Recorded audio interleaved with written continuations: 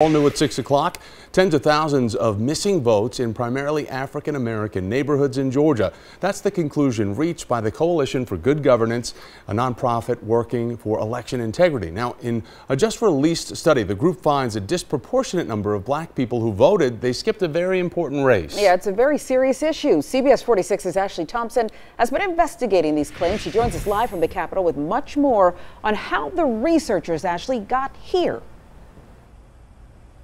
Well, Sharon, this study was just released this weekend, and while its researchers cannot say definitively that it's voter suppression, some say it can't be anything else.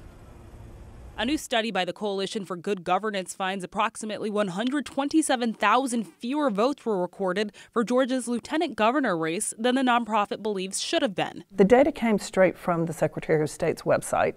It's just we were able to analyze the data. The study finds that it was voters in primarily black neighborhoods who did not have a vote recorded for the 2018 lieutenant governor's race. One of the things that's the most troubling to us is that we have found out that some people did not have the lieutenant governor's race even displayed on their electronic ballot. The study finds most people who voted for governor somehow skipped lieutenant governor and then continued voting for races that followed. Take a look at some of the data. This is Fulton County, and each of these dots represents a precinct. It has one primarily or heavily black community. As you veer to the right, the percentage of African Americans increases. So does the drop-off percentage for the lieutenant governor's race.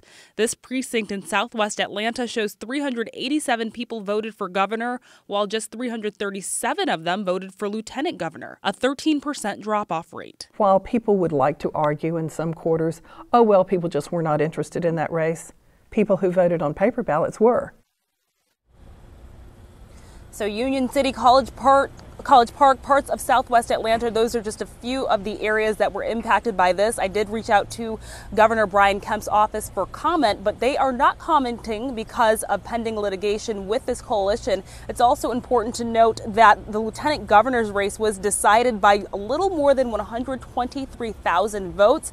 This study says 127,000 votes are missing. Live in Atlanta, Ashley Thompson, CBS 46 News.